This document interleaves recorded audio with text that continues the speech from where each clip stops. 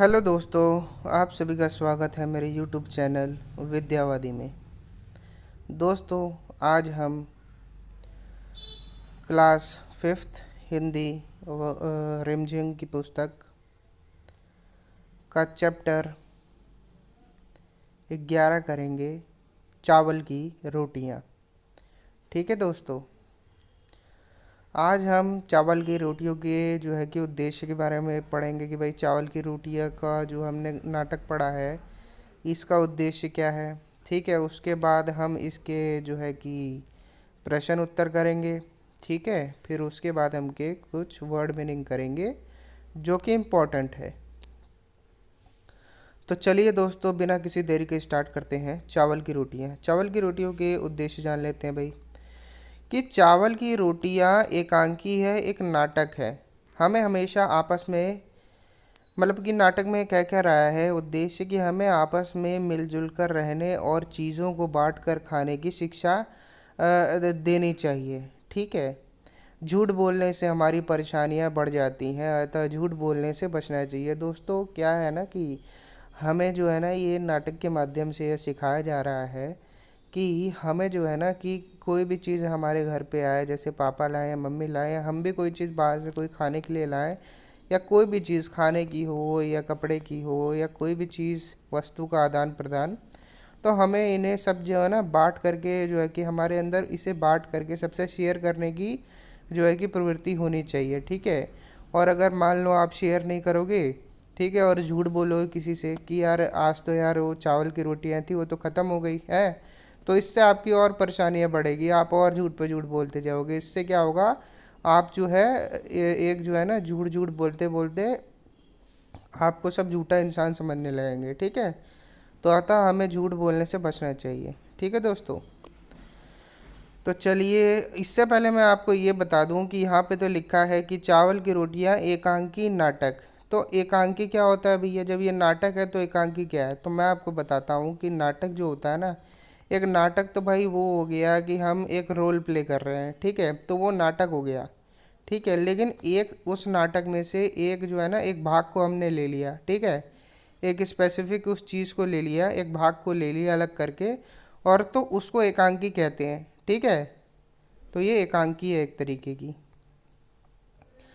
तो चलिए अब नाटक की बात में देखते हैं। नाटक में हिस्सा लेने वाले जो पात्र है ना उनको पात्र कहते हैं। मतलब नाटक में जो हिस्सा लेने वाले होते हैं उन्हें पात्र कहते हैं। जिन पात्रों की भूमिका महत्वपूर्ण होती है उन्हें मुख्य पात्र कहते हैं। जिनकी भूमिका ज़्यादा महत्वपूर्ण नहीं होती उन्हें गौण पात्र कहते हैं। बताओ इस नाटक में कौन कौन मुख्य और गौण पात्र कौन है? ठीक है, दूसरा क्वेश्चन देख लेते हैं कि पात्रों को जब जो बात बोलनी है उसे संवाद कहते हैं। मतलब कि जो बात बोलते हैं उसे संवाद कहते हैं, यानी कन्वर्सेशन। ठीक है, क्या तुम किसी एक परिस्थिति के लिए संवाद लिख सकते हो? इसलिए तुम टोलियों में भी काम कर सकते हो। ठीक है, आपको टोली बना करके काम करना है। उदाहरण के लिए खो खो या कबड्डी जैसे कोई खेल खेलते समय दूसरे दल के खिलाड़ियों से आप बहस करो। तीसरा क्वेश्चन क्या है? कभी कभी अपनी कोई चीज़ या बात दूसरों से छिपाई है आपने? कभी अपनी जो है कि बात छुपाई है आपने दूसरों से, या छिपाने की कोशिश की हो? उस समय क्या क्या हुआ, आपको क्या क्या परेशानी आई? चौथा क्वेश्चन है, कहते हैं एक झूठ छुपाने के लिए 100 झूठ बोलने पड़ते हैं। मैंने ऊपर आपको बताया ना कि झूठ पे झूठ, एक झूठ छुपाओगे तो 100 झूठ बोलोगे और आप ही की परेशानी बढ़ेगी। आगे बढ़ते हैं। क्या तुम्हें कहानी पढ़कर ऐसा लगता है? कहानी की मदद से इस बात को समझाओ कि एक झूठ छुपाने से के लिए हमें 100 झूठ बोलने पड़ते हैं। तो आइए क्वेश्चन नंबर फर्स्ट का हम आंसर देखते हैं कि इस नाटक में कोको महत्वपूर्ण भूमिका में है। कोको एक पात्र का नाम है। ठीक है, और ये मुख्य पात्र है, अतः उसे नाटक का मुख्य पात्र कहेंगे। ठीक है, और बाकी सभी नीनी, मीनी, तीन सू तीन सू और उबा, तून, ये सब गौड़ पात्र है। ठीक है दोस्तों, अब सेकंड जो क्वेश्चन है उसका आंसर ये है कि आपको ना पात्रों के जो बात बोलनी है उसे संवाद कहते हैं। क्या तुम किसी परिस्थिति पे संवाद लिख सकते हो? तो आपको क्या करना है ना दोस्तों, ये कार्य आपको स्वयं से करना है। आप कैसे करोगे? आप टोलियाँ बना लो। ठीक है, कबड्डी या खो खो की टोलियाँ बना लो और खेलते समय आप अपने खिलाड़ियों से बहस करो। वो संवाद है। ठीक है। अब तीसरा आंसर देखते हैं कि भाई एक बार मेरा एक दोस्त मुझसे फुटबॉल मांगने आया। मैं देना नहीं चाहता था क्योंकि मुझे पता था कि वह उसी उसकी हवा निकाल कर मेरे पास लौटाने लौटाने आएगा। ठीक है। तो मतलब कि वो जो एक लड़का है ना, वो अपने दोस्त उससे फुटबॉल मांगने आता है लेकिन वो देता नहीं है।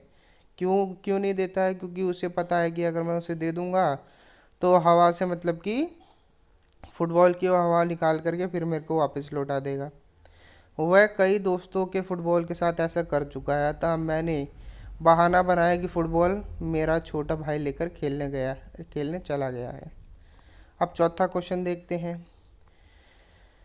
कि हमें भाई एक एक झूठ को छुपाने के लिए 100 झूठ बोलने पड़ते हैं। तो इस पे आंसर क्या है कि हाँ, यह बात बिल्कुल सही है कि एक झूठ छुपाने के लिए 100 झूठ बोलने पड़ जाते हैं।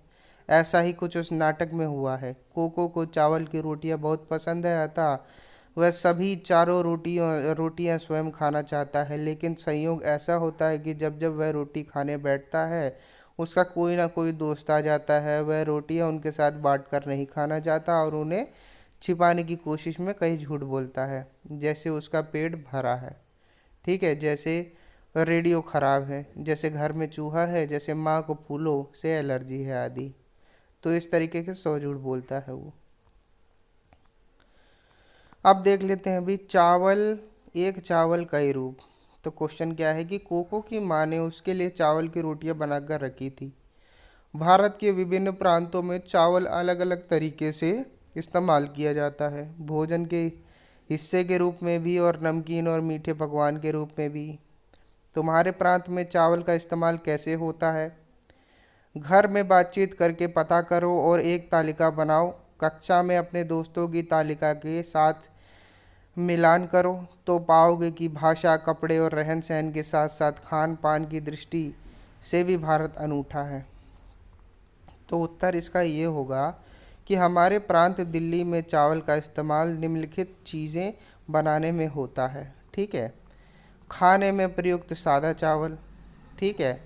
हम या तो भाई खाने में सादा चावल जो है कि उबाल कर खाते हैं, या नमकीन में पुलाव के माध्यम से खाते हैं। ठीक है। या फिर मीठा पुलाव खाते हैं चावल से बना हुआ, या चावल की बनी हुई रोटियां खाते हैं। ठीक है दोस्तों।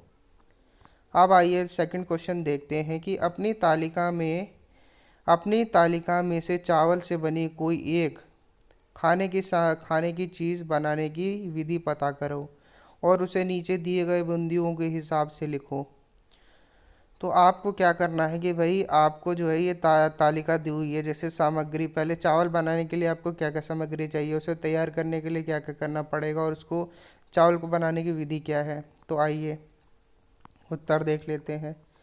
चावल का नमकीन पुलाव हम बनाएंगे। ठीक है। अब उसकी विधि क्या है?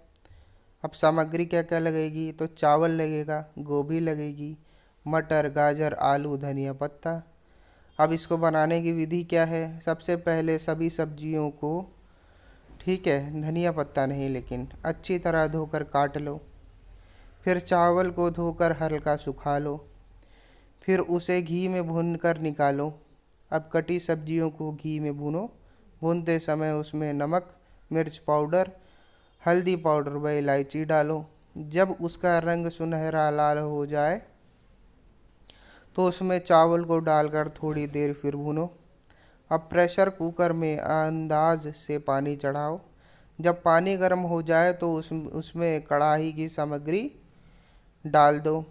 ठीक है। फिर उसे बंद कर दो। एक सीटी के बाद उतार लो। थोड़ी देर बाद गर्मा गर्म परोसो। चाहो तो ऊपर से धनिया पत्ता बारीक बारीक काट कर पुलाव पर फैला दो। तो इस तरीके से चावल का नमकीन पुलाव बन गया। अब क्वेश्चन नंबर थर्ड देखते हैं। कोको के माता पिता धान लगाने के लिए खेत में गए। कोको की माँ ने उसके लिए चावल की रोटी बनाई। एक ही चीज़ के विभिन्न रूपों के अलग अलग नाम हो सकते हैं। नीचे ऐसे कुछ शब्द दिए हैं, उनमें अंतर बताओ। ठीक है। चावल, धान, भात, मुरमुरा, चिवड़ा ती है। तो देखिए उत्तर पहला कि चावल जो है ना वो धान से निकला दाना चावल होता है। मतलब जो धान जो होती है ना उससे जो दाना निकलता है उसी को चावल कहते हैं। ठीक है, अब धान क्या होती है? धान छिलका लगे चावल को धान कहते हैं। ठीक है। अब भात क्या होती है? जब धान के दाने को निकाल लिया जाता है, साफ करके छिलका उतार लिया जाता है, तब पका हुआ चावल उसे उबाल करके हम बनाते हैं तो उसे भात कहते हैं। ठीक है, शहरों में चावल कहते हैं उसे। अब मुरमुरा चावल या धान का भुना हुआ। अब मुरमुरा क्या होता है? मुरमुरा जो होता है चावल या धान का भुना हुआ रूप मुरमुरा कहलाता है, जो नहीं क्रंची क्रंची सा लगता है कुरकुरे की तरह। उसके बाद चिवड़ा क्या होता है? तो चिवड़ा धान को भिगोकर या उबालकर कूटने से चिवड़ा तैयार होता है। ठीक है, अब सेकंड देखते हैं कि साबुत दाल क्या होती है। तो छिलके वाली दाल को टुकड़ों टुकड़ों में नहीं है। ठीक है, तो साबुत दाल का मतलब ये होता है कि जो छिलके वाली दाल होती है ना, तो छिलके से निकाल करके उसे साबुत ही रखना है, तोड़ना नहीं है, तो वो साबुत दाल हो गई। साबुत का मतलब होता है एकदम जैसे वो रूप में है वैसे ही, टुकड़े नहीं करने।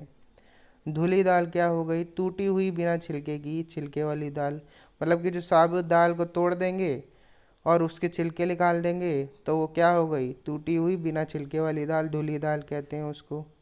अब छिलका दाल क्या हो गई? तो टूटी हुई छिलके वाली दाल। तो जो छिलके वाली जो दाल होती है ना उसको तोड़ दो तो वो छिलका दाल हो गई। ठीक है। अब गेहूँ क्या है? तो गेहूँ साबुत दाना होता है। तो गेहूँ आपने देखा होगा ना खेतों में, जैसे धान देखते हो वैसे ही गेहूँ भी। तो गेहूँ साबुत दाना होता है। अब दलिया भी गेहूँ से ही बनाई जाती है। तो गेहूँ के दोनों को गेहूँ के दानों को दल कर दलिया बनाया जाता है। मतलब उसको जो है कि तोड़ करके या मसल करके और दलिया बनाया जाता है। आटा क्या होता है? आटा आप जानते ही हो कि गेहूं के दानों को पीस करके आटा बनाया जाता है। अब मैदा क्या होता है? तो मैदा भी गेहूं से ही संबंधित है। गेहूं के दानों को बहुत ही अधिक बारीक पीस कर मैदा बनाया जाता है। ठीक है दोस्तों। अब देख लेते हैं के में ने के से को से में क्या है। कोको की माँ ने कल दुकान से एक फूलदान खरीदा। तो ये सब जो ऊपर शब्द देख रहे हो ना, के में ने को से, तो ये सब इन वाक्य में प्रयोग हुआ है कि कोको की माँ ने कल दाल से एक फूलदान खरीदा था। ऊपर लिखे वाक्य में जिन शब्दों के नीचे रेखा खींची है वह वाक्य में शब्द को आपस में संबंध बताते हैं। ठीक है, नीचे एक मज़ेदार किताब अनारको के 8 दिन का एक अंश दिया गया है। उसके खाली स्थान में इस प्रकार के सही शब्द लिखो। आइए, तो मैंने जो है पहले से ही जो खाली शब्द होते हैं ना उनको भर लिया है। तो अनार को एक लकड़ी अरे सॉरी लड़की है। घर डैश, तो घर के लोग उसे अन्नो कहते हैं। तो आप डैश में देखो मैंने भर रखा है पहले से ही। तो अन्नो नाम छोटा है। छोटा जो है सो उस पे हुक्म चलाना आसान होता है। अन्नो पानी ले आ, अन्नो धूप में मत जाना, अन्नो बाहर अंधेरा है कहीं मत जा, बारिश में भीगना मत अन्नो। और कोई बाहर से घर में आए तो घर वाले कहेंगे ये हमारी अनारको है। ठीक है, प्यार से हम इसे अन्नो कहते हैं, प्यार से। हूँ हाँ हाँ। आज अनारको सुबह उठी तो हाफ रही थी। रात सपने में बहुत बारिश हुई। ठीक है, अनारको ने याद किया और उसे लगा आज के सपने में जितनी बारिश हुई उतनी तो पहले के सपने में कभी नहीं हुई। कभी नहीं जम के बारिश हुई आज के सपने में। और जमकर उसमें भीगी थी अनारको। खूब उछली थी, कूदी थी, चारों तरफ पानी छिटकाया था, यानी फैलाया था, और खूब खूब भीगी थी। तो इस तरीके से हमने पहले ही खालिस्तान में वाक्य भर लिए हैं, शब्द सॉरी ब्रैकेट। अब दोस्तों इससे संबंधित चावल की रोटियों से हम वर्ड मीनिंग देख लेते हैं, शब्दार्थ। तो तश्तरी का मतलब होता है छोटा प्लेट। प्रबंधक का होता है मतलब व्यवस्था करने वाला। ठीक है, जैसे शादी ब्याह में टेंट लगता है तो टेंट की सजावट कौन करता है? उसका प्रबंधक करता है। भुक्कड़ क्या होता है, यानी बहुत भूखा। आपका कोई दोस्त होगा ना भुक्कड़। अब तलाशी, तलाशी का मतलब होता है खोजबीन करना या छानबीन करना। बदकिस्मती का मतलब होता है भैया दुर्भाग्य, अभाग्य। ठीक है। खुदकिस्मती का मतलब होता है सौभाग्य। जिस्म का मतलब होता है शरीर, बदन, देह, काया। यकीन का मतलब होता है विश्वास, भरोसा। इर्द गिर्द का मतलब होता है आसपास, और नेकी का मतलब होता है भलाई। तो दोस्तों इस तरीके से आज हमने चावल की रोटियों के उद्देश्य जाना कि नाटक का उद्देश्य क्या है, इसके क्वेश्चन आंसर किए और शब्द अर्थ किए। तो अब दोस्तों हम अब वीडियो को आगे बढ़ाते हैं। अब आपसे नेक्स्ट क्लास में मिलेंगे। तब तक के लिए धन्यवाद। पढ़ते रहिए। Thank you.